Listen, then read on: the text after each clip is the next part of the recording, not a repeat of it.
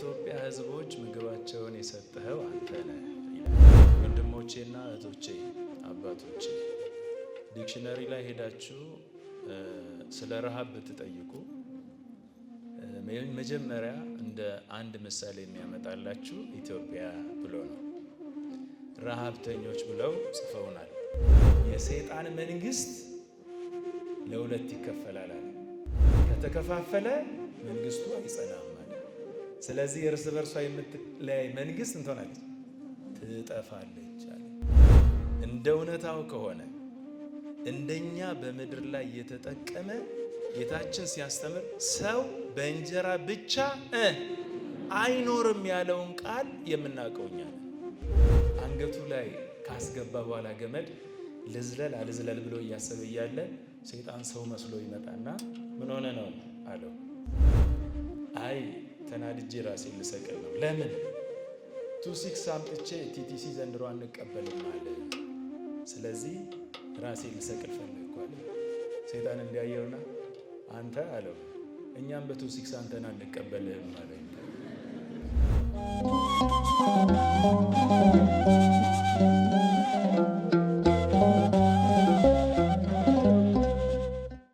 በስመ አብ ወወልድ ወመንፈስ ቅዱስ አህዱ አምላክ አሜን።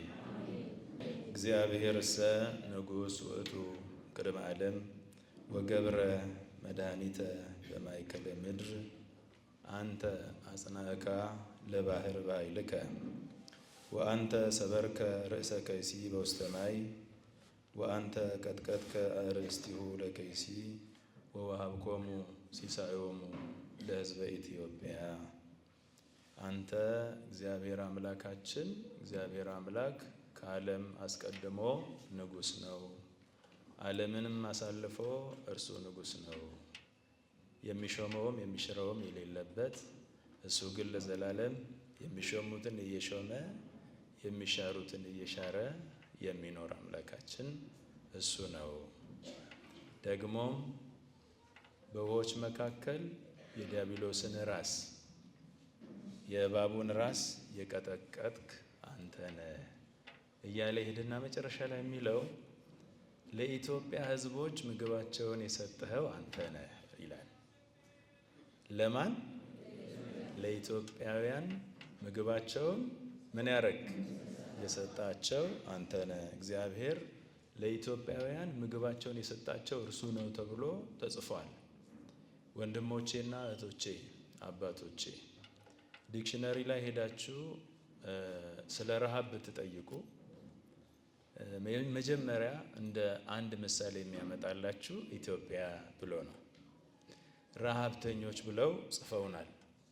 መጽሐፍ ቅዱስ ደግሞ የሚናገረው ለኢትዮጵያ ሕዝብ ምግባቸውን ማን አዘጋጀላቸው ይላል? እግዚአብሔር ሰጣቸው፣ እግዚአብሔር አዘጋጀላቸው ይላል። ማስተዋል በጣም ያስፈልጋል።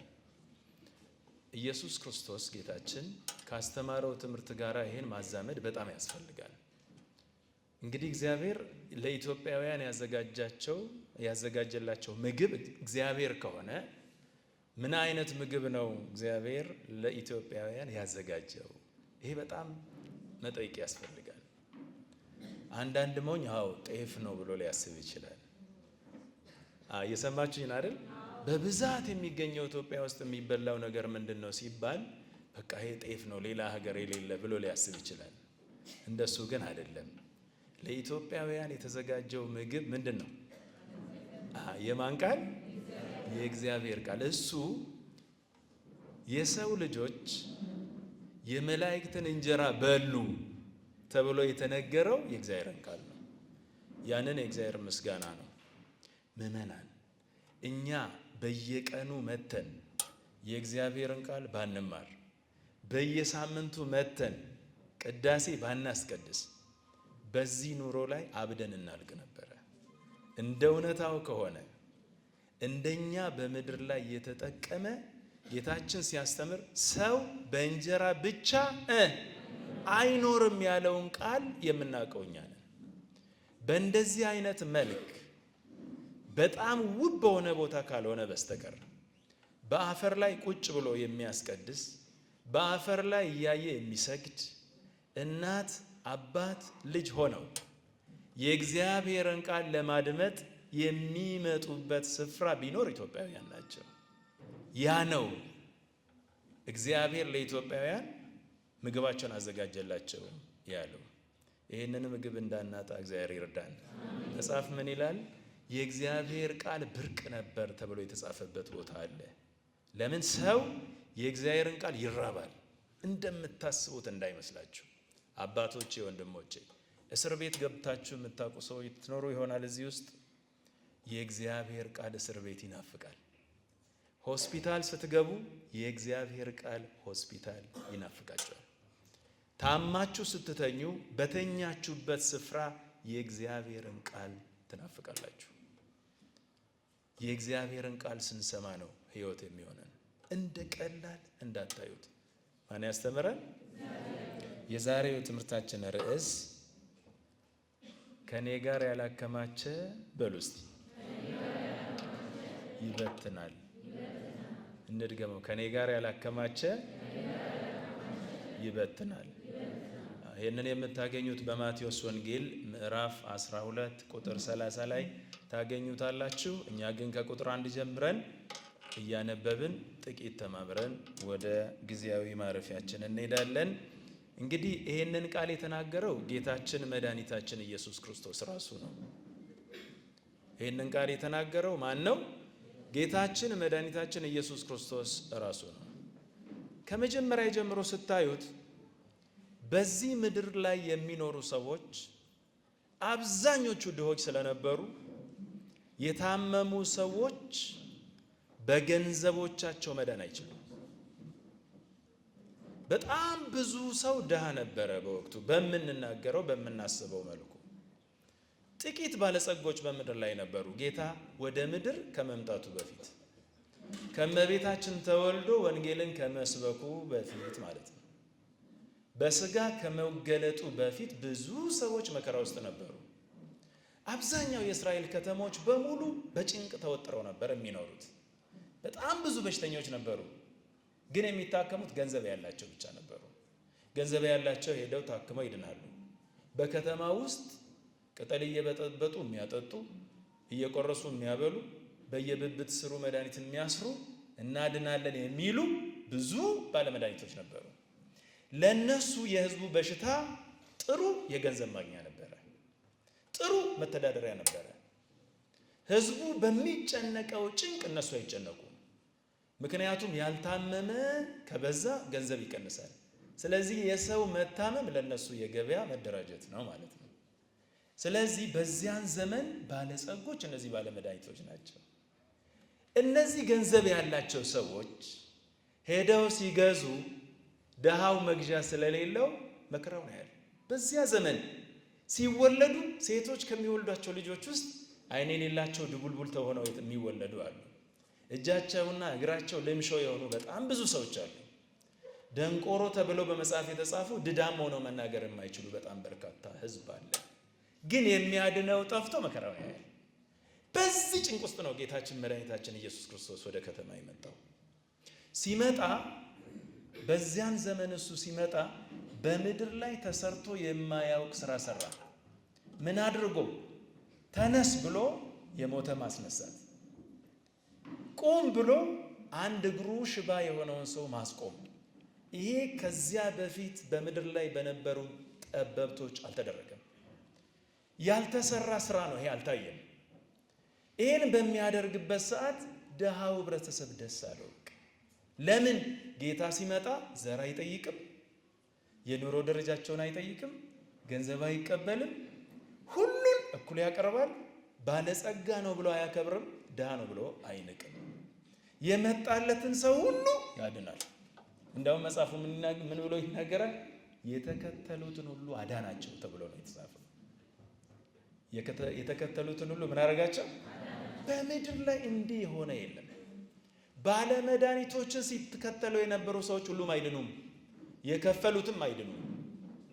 እንኳን ያልከፈለ ሰው ቀርቶ የከፈለውም አይድኑም። ጌታ ሲመጣ ሁሉንም ማዳን ጀመረ። አንዳንዱ በሽታውን ደብቆ ቁጭ ብሏል። ምክንያቱም እነዚህ ባለመድኃኒቶች ብሄድም አያድኑኝም ብሎ አንዳንዱ ቀን ይጠብቃል ገንዘብ ሳገኝ እታከማለሁ ብሎ። ሞኞች እንዳትሆኑ። የሚያድነው ማን ነው? የመጀመሪያው ምርጫ እግዚአብሔር ጋር መሄድ ነው። ሞኞች ስለሆንን እኛ ልጆቻችን ሲታመሙ 8 ሰዓት ላይ ሌሊት ልጆቻችሁ ቢታመሙ ምን ብላችሁ ታስባላችሁ? በቃ ገንዘብ ያላችሁ ችግር የለም፣ ጠዋት እንደነጋ ሄጄ ገንዘብ አውጥቼ አሳክማለሁ ትላላችሁ። አሁን ደግሞ ጥሩ ዘመን ስለሆነ አይ ትራንስፈር አድርጌ ልጄን አሳክሜ ልምጣ ብላችሁ ልትወጡ ትችላላችሁ። አይምሯችሁ መጀመሪያ የሚሄደው ወደ ገንዘባችሁ ነው። የሁላችንም አይምሮ የተቃኘው በዚህ ስለሆነ ልንጠነቀቅ ያስፈልጋል። መጀመሪያ መታሰብ ያለበት ማን ነው? ሰው የመጀመሪያው ሐሳቡ ጸሎት መሆን አለበት። እግዚአብሔር ሆይ ልጄ ታሞብኛል አድንልኝ ማለት አለበት። እኔ መከራ ውስጥ ወድቅ ያለው እባክህ ድረስልኝ ማለት የመጀመሪያው ነው። ሰዎች ሞኞች ስለሆነን ብዙ ጊዜ የምናስበው ስለ ገንዘባችን ስላስቀመጥነው ነገር ነው። በዚያን ዘመን የነበሩትም ሰዎች የሚያስቡት እንደዚህ ነው። ስለዚህ ጌታ መጣ። በሕዝቡ መካከል ሲመጣ ሕዝቡ እያለቀሰ ደስ ይለው ጀመረ። እንዲያውም በቤት ውስጥ ቁጭ ብለው ብዙ ሰዎች ተሰብስበው በሽተኛ ሲመጣ መግቢያ ሲጠፋ የሰውን ቤት ጣሪያ እየቀደዱ በጣሪያው በኩል ወደ ታች ወደ ጌታ ያወርዱለት ነበር ይላል መጽሐፍ። እየሰማችሁኝ ነው? ይሄን እያየ ሕዝብ እየተደሰተ እንዲህ እያደረገ መሄድ ጀመረ። ግን በዚያ መሃል ባለመድኃኒቶች ደስ አላላቸውም። ለምን? የገቢ ምንጫቸው ደረቀ። ይኸውላችሁ አባቶቼና እናቶቼ የዚህን ዓለም የገቢ ምንጭ ያደረገች የኢትዮጵያ ኦርቶዶክስ ተዋሕዶ ቤተክርስቲያን ነች። ለምን ያላችሁ እንደሆነ በነፃ ሰው መጥቶ ጸበል ጠጥቶ የሚድንበት፣ በነፃ ሰው መጥቶ የካህናቱን መስቀል ተሻሽቶ የሚድንበት፣ በነፃ ሰው መጥቶ አስቀድሶ የሚድንበት፣ በነፃ ያለምንም መከራ መጥቶ እግዚአብሔር ይማረ ሲባል ድኖ የሚሄድባት የኢትዮጵያ ቤተክርስቲያን ነች። ይህቺን ቤተክርስቲያን ለማፍረስ ነው ሰይጣን የሚሮጠው። የሚነሱት ሁሉ እቺን ቤተክርስቲያን ለማፍረስ ነው እቅዳቸው። ግን ምን አለ ጌታ ሲያስተምር? የሲኦል ደጆች ሊያጠፏትና ሊያናውጣት አይችሉም። ብዙ መከራ ደርሷል በቤተክርስቲያናችን ላይ። ያንን ድነት ይዛ እስከዛሬ የቀጠለችው ግን ማነች ብትሉ ቤተክርስቲያን ነች። እስከዛሬ በምድር ላይ ካሉት ሃይማኖቶች፣ እስከዛሬ በምድር ላይ ካሉት እምነቶች መካከል ማን ነው የጌታን ፈቃድ ይዞ የጌታን ጸጋ ይዞ የመጣ ከተባለ የኢትዮጵያ ኦርቶዶክስ ቤተክርስቲያን ነች። ለምን ያላችሁ እንደሆነ ሰው ልጅ መውለድ ሲያቅተው አባ ኪሮስ ጋር ሄዶ ትልቅ ገድል ተሸክሞ 10 እና 15 ዓመት አልወልድ ያለች ሴት ገድሉን በመሸከም ብቻ በአመቱ 2 እና 3 ሲወልዱ ማየት ይሄ የማን ጸጋ ነው? የእግዚአብሔር ጸጋ ካልሆነ በስተቀር በምድር ላይ አይቻልም። በዓለም የምትሰሙትን እንዳታምኑ ምዕመናን። ምክንያቱም የእግዚአብሔር አሰራር ዓለም ውስጥ ከሚወራው ወሬ በጣም የተለየ ነው። እንደሚወራው ሳይሆን የምታዩትን እዚህ ቤተክርስቲያን ውስጥ እዩ። ጌታ ያደረገው የለም ነው። ሲመጣ ማዳን ጀመረ። አንድ ደንቆሮና አንድ ድዳ አመጡለት ይላል። በሰንበት እጁ የሰለለች ሰው አመጡ። ከዛ ምን አለ? እጅን ዘርጋ አለው ይላል። እጅን ዘርጋ ሲለው እጁ መስራት ጀመረች። ያኔ ምን አሉ? በሰንበት ሰውን ስላዳነ ወንጀል ሰርቷል። እየሰማሽ ነው? ምን ስላደረገ? ስላዳነ። ለምን?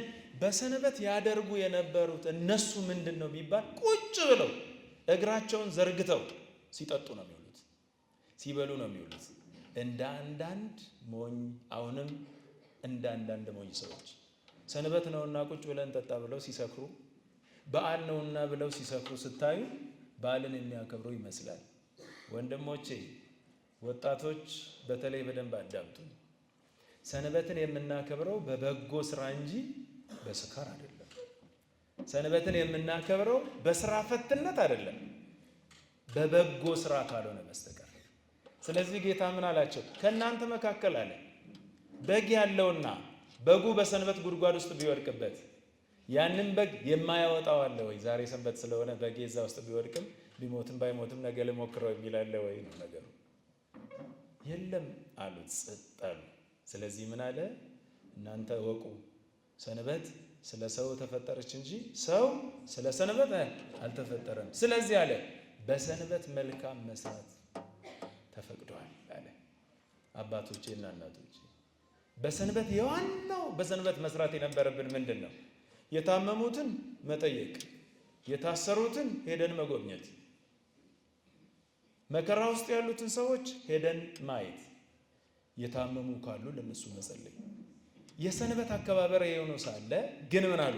በሰንበት ስራ ሰርቷል ብለው ከሱ ጋራ ጌታን ለመክሰስ ይሯሯጡ ነበር። ይህን የሚያደርጉት እነማን ናቸው ካላችሁ፣ ገቢያቸው የቀረባቸው እነዛ ፈሪሳውያን፣ እናድናቸዋለን ብለው ሰው ሲያታልሉ የነበሩ፣ እኛ መድኃኒት እንሰጣለን ብለው ሲያታልሉ የነበሩ ፈሪሳውያን ናቸው ጌታን ለመክሰስ በየመንገዱ ይሽለከለኩ የነበሩት።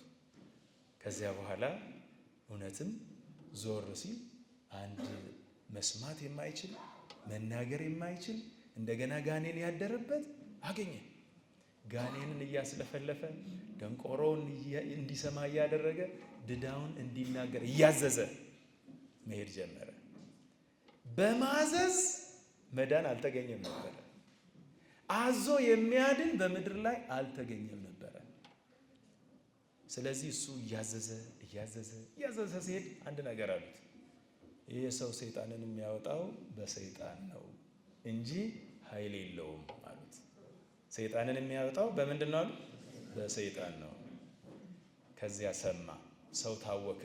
እሱ እንዲህ አለ ለሕዝቡ፣ እንግዲያውስ እወቁ፣ እኔ በሰይጣን ሰይጣንን የማወጣ ከሆነ የሰይጣን መንግስት ለሁለት ይከፈላል አለ።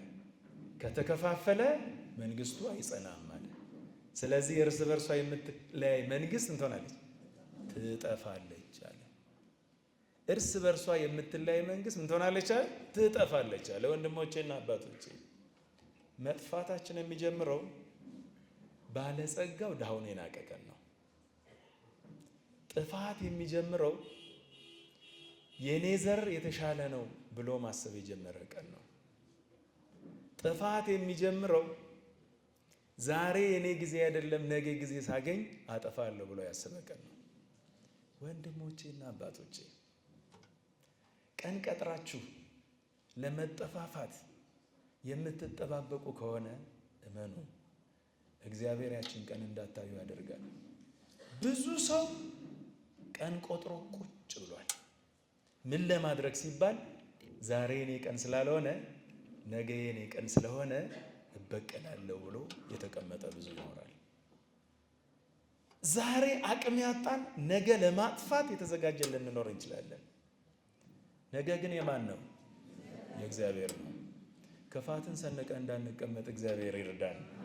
ታዲያ እኔ አለ ሰይጣንን በሰይጣን ማውጣ ከሆነ የሰይጣን መንግስት ትጠፋለች አለና እንግዲያውስ አለ እኔ እንዲህ የማደርግ ከሆነ ልጆቻችሁን ሂዱና ጠይቁ፣ እነሱ ምስክር ይሆኑባችኋል። ከእናንተ መካከል 12 ሐዋርያትን ደቀ መዛሙርትን ጠርቻለሁ።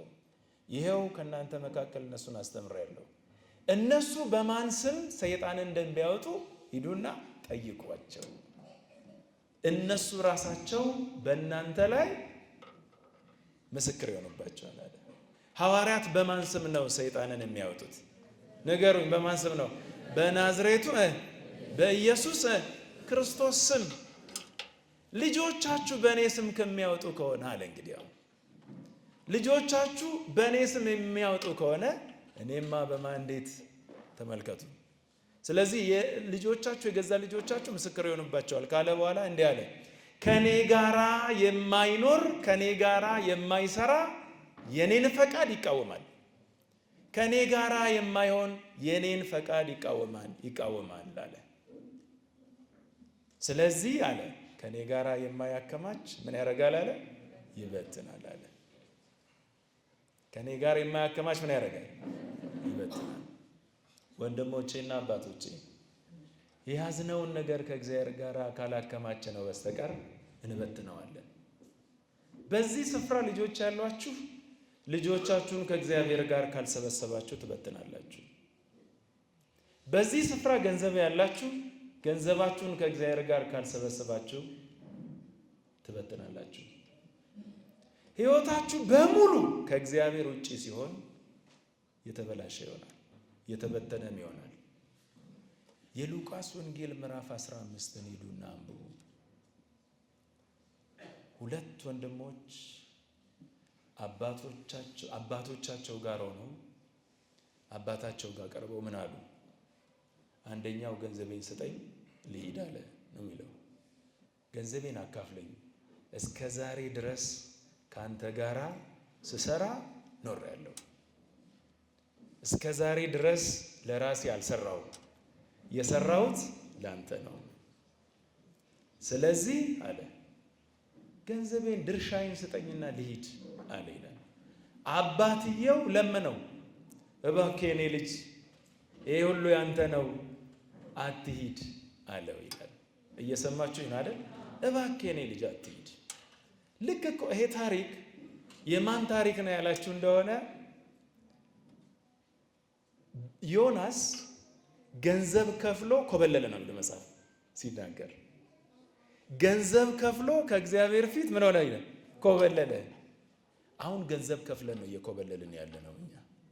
ግማሾቻችን ጤናችንን አተን ከእግዚአብሔር እንኮበልላለን።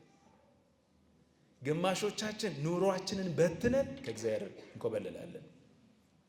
ግማሾቻችን ዘላለማዊ ሕይወታችንን ገብረን ከእግዚአብሔር ወደ ውጭ እንኮበልላለን።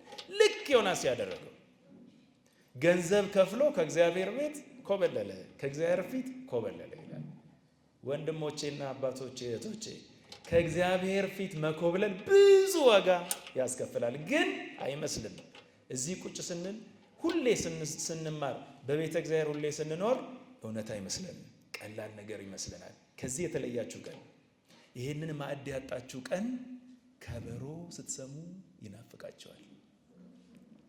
ይህንን ያጣችሁ ቀን የቅዳሴውን ጸበል መጠጣት ይናፍቃቸዋል። ይህንን ያጣችሁ ቀን የቅዳሴውን ድምፅ ስትሰሙ እንባችሁ እንደ ውሃ ይጎርፋል። ለምን? በውስጣችሁ ያለው ይሄ ጤነኛ ሐሳብ አሁን ሲያጣ እግዚአብሔርን ማጣት ሲጀምር ቅር ይለዋል። ያደጋችሁበትን በደንብ እዩ። አብዛኞቻችን በቤተ መቅደስ አድገን ነው አይደል እዚህ የደረስነው። ብዙዎቻችሁ ግን አሁን አገልግሎት ባለማገልገላችሁ የሚሰማችሁን እዩ። ስለዚህ ያ ይናፍቃል። ወንድሞቼ የእግዚአብሔር ቃል እንዳይናፍቀን፣ እግዚአብሔር ከቃሉ እንዳይወጣን፣ ቤቱ ብርቅ እንዳይሆንብን እግዚአብሔር ይጠብቀን። ይህንን እድል አናገኝም መቼም ቢሆን ማለት ነው። ይሄ ልጅ ምን አለ? ገንዘቤን ስጠኝና ልሂድ አለ ይላል። አባትየው ደግሞ ይለምነዋል፣ ልክ እግዚአብሔር ቆሞ እንደሚለምነን። እባክህ የኔ ልጅ አስራትን አስገባና ደሞዝን ልባርክልህ ይላል እግዚአብሔር። አስራታችሁን አምጡና ደሞዛችሁን ልባርክላችሁ ይላል እግዚአብሔር። ሰይጣን ምን ይላል? የቄሶቹ ነው፣ ቄሶቹ የሚበሉት ነው ይላል። ልክ ልባችንን ሊመታ ሲፈልግ ማለት ነው። ሰነፎች እንድንሆን እንዲህ ያደርጋል። ለምን መሰላችሁ? የሰይጣን ሐሳብ እኛ ለእግዚአብሔር ገንዘብ እንዳንሰጥ አይደለም፣ ወይም እንደው በእኛ ገንዘብ ቤተክርስቲያን ትበለጽጋለች ብሎ አይደለም። ይሄን አይደለም። በደንብ አስተውሉና ስሙኝ። ይሄንን በደንብ ነግራቸዋለሁ። የሰይጣን ሐሳብ ሰው በጎ ኑሮ እንዳይኖር የእግዚአብሔርን በረከት እንዳያገኝ ለማድረግ ነው። ለምን መሰላችሁ? እግዚአብሔር አስራትን ከኛ የሚፈልገው ገንዘቡ እንዲበዛለት ሳይሆን የኛ ገንዘብ እንዲባረክ ነው። እንዴት? በዚህ አሁን በምታዩት ጣሪያ ላይ እስቲ በአይምሯችሁ አስቡና እግዚአብሔር እዚህ የልጅ በረከት፣ የቤት በረከት፣ የገንዘብ በረከት፣ የጤና በረከት፣ የኑሮ በረከት ይደረድራል። ከዚያ በኋላ ከጫፏ ላይ አንደኛዋን አስሯን ወደ እናንተ ይወረውራል። ከዚያ እድል ይሰጣል። ይሄኛውን እዚህ ላይ የተደረደረው መውሰድ ከፈለጋችሁ ከእናንተ ጀምራችሁ መንገድ ስሩና ምቱት ወደ እናንተ እንዲመጣ ይላል። እናንተ ጋር የመጣችው ገንዘብ ይሄኛውን ማምጫ መንገድ እንድትሰሩበት እንጂ እናንተ ጋር እንዲቀር አይደለም። ለምን? ልክ መንገድ ከዛ ጀምራችሁ ስትሰሩ የሰራችሁት መንገድ ሄዶ በረከቱን ሲነካ የቀረው በረከት በሙሉ ወደ ሕይወታችሁ ይፈሳል። ሰይጣን ይህን ስለሚያውቅ የተወረወረችዋ በረከት ተመልሳ እንዳትሰራ እዛው ይቆርጣታል። በዚህ መሃል የተጎዳው እግዚአብሔር ነው ሰው ነው? አያችሁ አይደል? የዛን በረከት እንዳናገኝ ያደርጋል። ስለዚህ ሰው ይህን ስለማያስተውል በአይምሮም ደግሞ ሰይጣን 9ኙን ትንሽ አድርጎ አንዱን ብዙ አድርጎ ስለሚያሰራው እንዲሰማው ስለሚያደርግ የእግዚአብሔርን በረከት ከማግኘት ወደ ኋላ ይቀራል። አባቶቼና እናቶቼ በረከት ከፈለጋችሁ አስራቱን ለእግዚአብሔር ስጡ። አስራትን ከሰጣችሁ በኋላ አስራትን ከከፈላችሁ በኋላ እናንተ ኦዲተሮች አይደላችሁም። የከፈላችሁትን የት ገባ ብላችሁ የመጠየቅ ኦዲተሮች አይደላችሁም። ለእግዚአብሔር ከሰጣችሁ በኋላ እሱ አይመለከታችሁም። በረከታችሁን ይዛችሁ ወደ ቤታችሁ መሄድ ነው። በጣም ብዙ ሰው የሚሳሳተው በዚህ ነው። እግዚአብሔር ደግሞ በረከቱን ሊሰጣችሁ አሰፍስፎ ቁጭ ብሏል። ሰይጣን ደግሞ በረከቱን እንዳታገኙ መንገዱን ቆርጧል። በጣም በርካታ ሰው ባለጸጋ ሆኖ በስቃይ ይኖራል። በጣም የሚገርም ነው ይሄ። የተማረ ሆኖ ስራ የለውም፣ እየሰራ አይረካም። ለምን? ከእግዚአብሔር ውጪ ስለሚሰበስብ። ስለዚህ ምን አለ ጌታ? ያለ እኔ የሚያከማች ምን ያደርጋል? በቃ እየበተነ ነው ሰው። ህይወቱን እየበተነ፣ ገንዘቡን እየበተነ፣ ኑሮውን እየበተነ፣ ሁሉ ነገር እየተበተነ ይኖራል። ለምን? አካሄዱን ስላላወቀ። ይሄ ልጅ ገንዘቤን ስጠኝ አለና ገንዘቡን ይዞ ሄደ። በሚሄድበት ሰዓት ገንዘብ ስላለው በጣም በርካታ ጓደኞች አጠገቡ ነበሩ። ወንድሞቼና አባቶቼ እናንተ ስታገኙ ካጠገባችሁ ማንም ቢሆን አይርቅም። ለምን? ካላችሁ እስካላችሁ ድረስ አላችሁ። የሌላችሁ ቀን ከእናንተ ጋር የሚሆን ማን ብቻ ነው? ምንም ጥያቄ የለውም።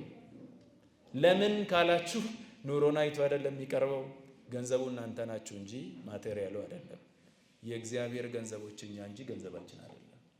ስለዚህ እግዚአብሔር ሲኖረንም አለ፣ ስናጣም አለ።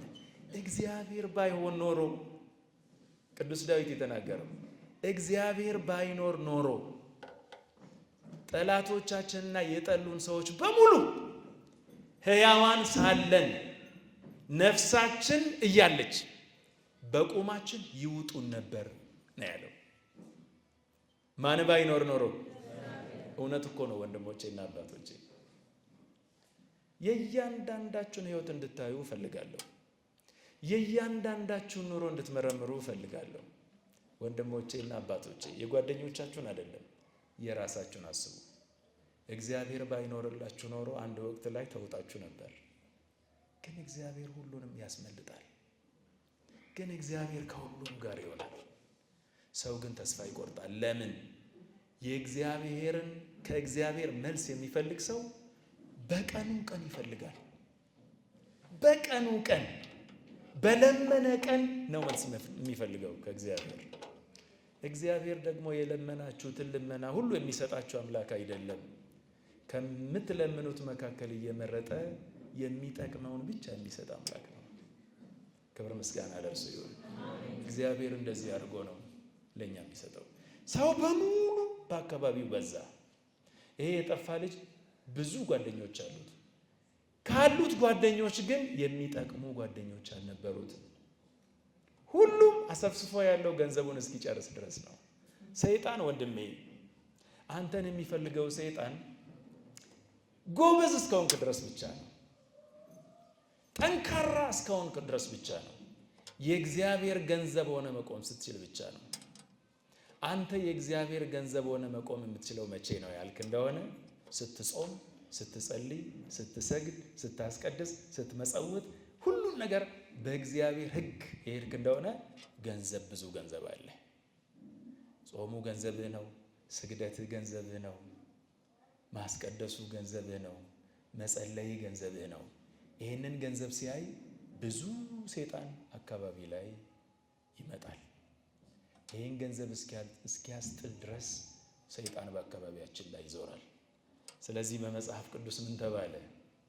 የሚውጠውን ፍለጋ እንደሚያገሳ አንበሳ ዲያብሎስ በአካባቢያችሁ ይዞራል ነው ያለው። የሚውጠውን ፍለጋ እውነት ነው። በአካባቢው የሚዞረው ለምንድን ነው ያላችሁ እንደሆነ ድንግልናሽን እስኪያስጥልሽ ድረስ። በኋላ ሰይጣን አይፈልግም። ምክንያቱም አንተ ጋር የነበረውን ጥሩ ገንዘቦች ወስደዋል። ከዚያ በኋላ አኝኮ ይጥላል። የወደቀውን ሰይጣን አይፈልገውም። ወንድሞቼና አባቶቼ አንድ የሚነገር ታሪክ አለ። ድሮ 2-6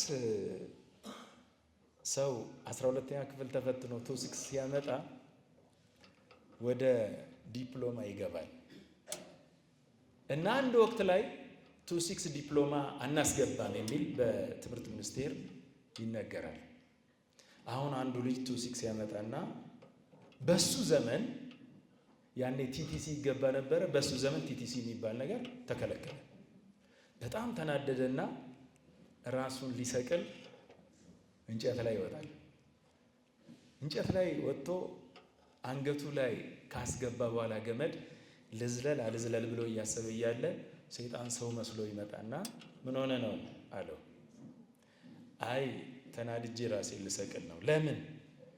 2-6 አምጥቼ ቲቲሲ ዘንድሮ አንቀበልም አለ። ስለዚህ ራሴን ልሰቅል ፈለግኩ አለ። ሰይጣን እንዲያየውና አንተ አለው እኛም በ2-6 አንተን አንቀበልም አለ።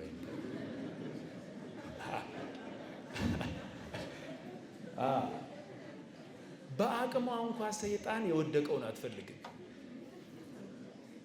ከወደቅሽ እኮ በቃ ወደቅሽ። ሰይጣን ሞኝ አይደለም። የተማረከ ወታደር አይማርክም። ሰይጣን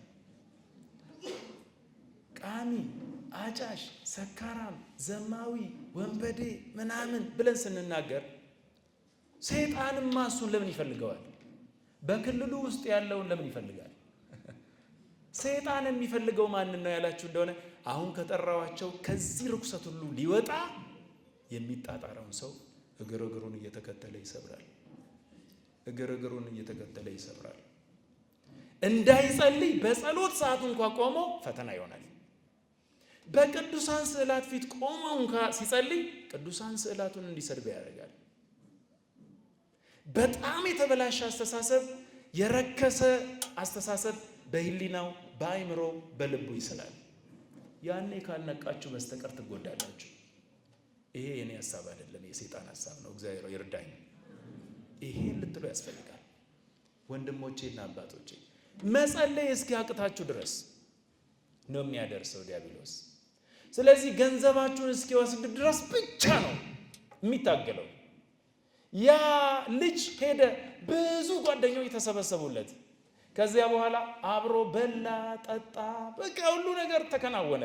በዚያች ገንዘብ በዚያች በጥቂት ሰዓት ያ ሁሉ ነገር ሆነ። በኋላ ላይ ባዶውን ቀረ ነው የሚለው መጽሐፍ የሚናገረው።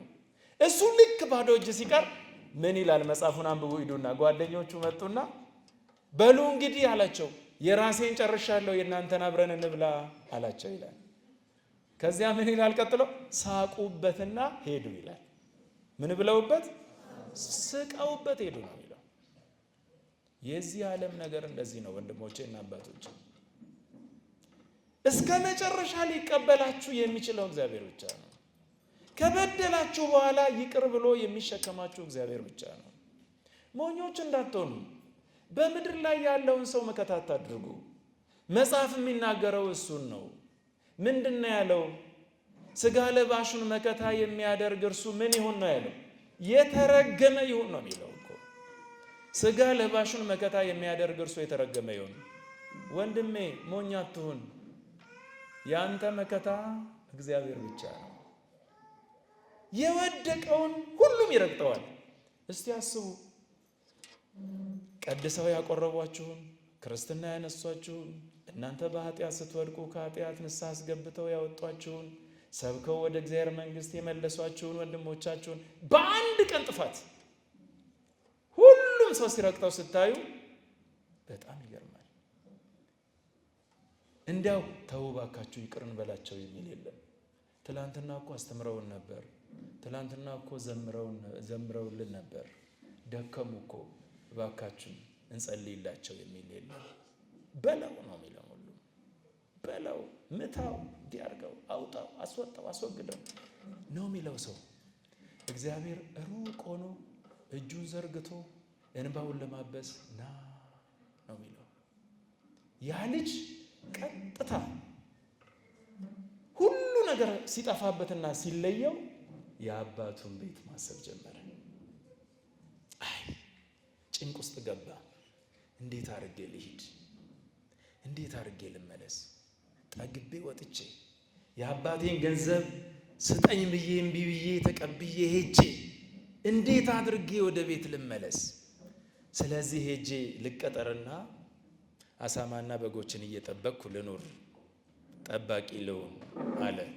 አያችሁ አባቶቼና እናቶቼ፣ ወንድሞቼ፣ ጥጋብ ከእግዚአብሔር ቤት ያስወጣናል፣ ከነበርንበት ስፍራ ያወጣናል፣ ካልተጠነቀቅንበት በስተቀር። በጠገባችሁ ጊዜ እግዚአብሔርን እንዳትረሱ ተጠንቀቁ አለ ይላል መጽሐፍ። በጠገባችሁ ጊዜ ማን እንዳትረሱ? እግዚአብሔርን እንዳትረሱ ተጠንቀቁ ይላል ኦሪት ዘዳግም ምዕራፍ 8። ወንድሞቼና አባቶቼ፣ ሄዶ እሪያ ሲጠብቅ ጨካኝ ሰዎች ገጠሙት። እንደዚህ ነው። ከእግዚአብሔር ቤት ከወጣችሁ በኋላ ጨካኝ የሆነ ሰይጣን እጅ ነው የምትገቡት። እግዚአብሔርን ማረን ብለው መጥተው ትዕግስት አጥተው ሲሄዱ ወደ ሰይጣን ይጫወትባቸዋል። ከኔ ጋር ያልሰበሰበ ያላከማቸ ምን ያደርጋል? ይበትናል። ገንዘብን ለማግኘት ብለው ሰይጣንን ሊጠጉ ሲሄዱ መጀመሪያ ልጅህን እረደው ይላል። ልጅህን ገብርልኝ ይላል። ከህፃንነት እስከ ሽበት ድረስ በሽተኛ የሆኑ ህፃናትን ታገኛላችሁ። ለምንድን ነው ሲባል ተገብሮልኛል። ሰምታችሁ ታውቃላችሁ? ከህፃንነቱ ጀምሮ ለኔ ተሰጥቶኛል ይላል። ማን ሰጠ ቢባል ቤተሰብ ሄዶ እንካ ይላል ለሰይጣን። ምን ለማግኘት ሲባል ክብር ለማግኘት፣ ዝና ለማግኘት፣ ገንዘብ ለማግኘት እዛ ያሻል። ጨካኝ ነው ዲያብሎስ። እግዚአብሔር ግን መሐሪ ነው። ክብር ምስጋና ለእግዚአብሔር። እሱ ጋር ልንመጣ ያስፈልጋል ወንድሞቼ እና አባቶቼ። ታዲያ ሄደ እሪያዎቹ ሲበሉ፣ ያንን ሲግጡ ሲበሉ እሱ ይራባል። የሚጠብቃቸው በጎች እየበሉ እሱ ይራባል። ምን አለ ከዛ በኋላ? የእነሱ ምግብ አብሬ በበላው ብሎ መመኘት ጀመረ። እንዲህ ነው ምእመናን፣ እንዲህ ነው የሚሆኑት። አሁን ከቤተ ክርስቲያን ለቀው የወጡት እኮ እንደዛ ነው። ምን መሰላችሁ? ይሄን ሁሉ ከበሮውን፣ ጸናጽሉን፣ መቋሚያውን፣ ወረቡን በቃ ቅጥ ያጣ ሆኖ እነሱ የሚያንፈረፍሩት ለምን መሰላችሁ? ስለሚከጅሉ እኮ ነው። እውነት እኮ ነው። ይሄን ቀሚስ መልበስ ይከጅላሉ። ለቀው ወጥተዋል። ነጠላ መልበስ ብርቅ ይሆንባቸዋል። የእግዚአብሔርን ቤት ረግጠው ወጥተዋል። ማህሌቱ ለነሱ መከራ ሆኖባቸዋል። ቢችሉም ባይችሉም ለዚህ ነው በየመናፍቅ መንደሩ ከበሮውን፣ ጸናጽሉን፣ ምኑን እየያዙ መከራቸውን የሚበሉት። ለምን? የአባታቸው ደጅ በጣም ይናፍቃል። እየሰማችሁኝ ነው? ይናፍቃል። እርሱ ይናፍቃል። ስለዚህ ያንን ናፍቆት እንዴት አድርገው ይወጡ? እዚህ ለመምጣት ውሳኔ ያስፈልጋል። ንስሐ ገብቼ መለሳለሁ ብሎ የሚወጣ ሰው ውሳኔ ያስፈልጋል። ያለ ውሳኔ መውጣት አይቻልም። በውሳኔ ነው የሚወጣው። ያ ልጅ እዛ ሆኖ ያንን ሁሉ ሲራብ ሲያይ የአባቱን ቤት አሰበና በአባቴ ቤት ጮማው ይቆረጣል፣ ጠጁም ይጠጣል፣ እኔ በዚህ እራባለሁ። አንድ ነገር ግን አሰበ። ምን አለ? ወደ አባቴ ቤት ልሂድ፣ እንደ ልጁ ሳይሆን እንደ ባሪያው ለመሆን ሄጄ ልለምነው፣ ባሪያ ሆኜ ልኑር አለ። በቃ ወንድሞቼና አባቶቼ እዚህ ዛሬ ተዘምሮ የነበራችሁ ጠግባችሁ ከወጣችሁ በኋላ የቤተ ክርስቲያን ደጅ ጠራጊ መሆን ይናፍቃል። ወንድሞቼና አባቶቼ እንደ ልባችሁ ቆማችሁ ስታስቀድሱበት የነበረውን ቤተ ክርስቲያን ከወጣችሁ በኋላ የቤተ ክርስቲያን ጥበቃ ላይ መሰማራት ይናፍቃል። የእግዚአብሔር ቤት ይናፍቃል። ስለዚህ ከእግዚአብሔር ጋር መኖር ያስፈልጋል። ተነሳ፣ በቃ ተነሳና ወደ አባቴ ሄዳለሁ፣ እንደ ልጅህ አይደለም አለ። እንደምን? እንደ ባሪያ ሆኜ በቤትህ ልኖር ይሄን እለዋለሁ አለ። እሱን ሲያስብ አባቱ በየዕለቱ ይላል መጽሐፍ ደጅ ደጁን እያየ ልጄ በዚህ በኩል ሄደ፣ ስለዚህ ይመጣ ይሆን ብሎ ያስባል ይላል። ተስፋ የማይቆርጥብን ማን ብቻ ነው? ወንድሞቼና አባቶቼ ይሄንን ጉባኤ ከዚህ ጉባኤ እንዳትለዩ ተጠንቀቁ። ከዚህ ጉባኤ የተለያችሁ ቀን ይሄ ሕይወት ቃል ይቀራል። ዛሬ የመጣችሁት እቺን ቃል ሰምታችሁ ለዘላለም ብርሃን ሆኖ ከእናንተ ጋር እንዲኖር ነው። እግዚአብሔር ሁሉ ጊዜ መሐሪ ነው። እግዚአብሔር ሁሉ ጊዜ ይቅር ባይ ነው። እግዚአብሔር ሁሌም ቢሆን በምሕረት ዓይኖቹ የሚያይ ነው። ጨካኝ አምላክ አይደለም የኔና የእናንተ አምላክ። ከኛ የሚፈለገው ወደ አባቴ ልሂድ ብሎ ማሰብ ብቻ ነው። ተነሳ፣ ወደ አባቴ ሄዳለሁ አለ። መንገዱን ጠረገ፣ ብድግ ብሎ ወደ አባቱ መሮጥ ጀመረ። ከሩቅ ሲያይ አባቱ እጁ ዘርግቶ ይጠባበቃል። ሲያየው እየሮጠ ሄደ። አባቱ እየሮጠ ሄዶ ልጁን እቅፍ አድርጎ፣ ልጁ እኮ የሚያስበው የነበረው ምንድን ነው? ጠግበህ ሄደ የለ እንዴ? አሁን ምን ቀረህ? ሰው እንደዚህ ነው የሚያስበው። አባትየው ግን ምን አለ? ና የኔ ልጅ፣ ይሄ ሁሉ የማን ነው አለ? ያንተ ነው አለ። ና ፍሪዳ ይታረድልህ በዚህ ስፍራ አለ። በዓል እናድርጋለን። ታናሽ ወንድሙ ስራ ላይ ነው። ሲመጣ ከስራ እየተዘፈነ እየተመሰገነ እየተበላ እየተጠጣ ህዝብ ተጠርቷል። ህዝብ ተጠርቶ ደስታ በደስታ ሆኗል። ያኛው ሲመጣ ምን አለ? ምን አይነት ድምፅ ነው የምሰማው? ምንድን ነው የተገኘው? ቀረብ ሲል የጠፋው ወንድም ምን ሆነ? ተገኝቷል። ደስ ይበል፣ ከፋው ይላል። እኛ የምናደርገው ይህንን ነዋ። በቤቱ ያለን ሰዎች የቆምን መሰለን እንደሱ ነው የምናደርገው። ምናልባትም አንድ ቀን የቆረብን ሰዎች ሌሎቹን እንዲቆርቡ እድል አንሰጥም። እኛ ብዙ አጥፍተን ግን ጥቂት ያጠፉትን ሰዎች ይቅር ለማለት ይከብደናል። አባቶቼ፣ እናቶቼ ክርስትናው የወንድምን ሸክም መሸከም ነው። ካጠገባችሁ ያለውን እዘኑለት፣ ያጠፋውን የደማውን እዘኑለት። ከዚያ በኋላ የእግዚአብሔር ሐሳብ ይሆናል። ምን አለ ጌታ ሲናገር? ከእኔ ጋር ያልሆነ ይቃወመኛል አለ። ከእግዚአብሔር ጋር ያልሆነ ሰው ነው ወንድሙ እንዲሞት አሳልፈው የሚሰጠው። የእግዚአብሔር ሐሳብ የጠፋውን ልጅ መቀበል ነው። የዛኛው የወንድሙ ሐሳብ ደግሞ እንዴት አለ? እኔ ይሄን ሁሉ ስሰራ፣ ይሄን ሁሉ መከራዬን ሳይ፣ ይሄን ሁሉ ነገር ስሰራ ድርሻውን ይዞ የኮበለለውን ሰው አቅፎ ፍሪዳ አረደለት። እኔ ግን ይሄን ሁሉ ሳደርግ አንድም ቀን አንድ ፍሪዳ አላረደልኝም አለ። ግን አባትየው ምን አለው? ጠራውና ይሄ ሁሉ የማን ነው አለው? ያንተ ነው።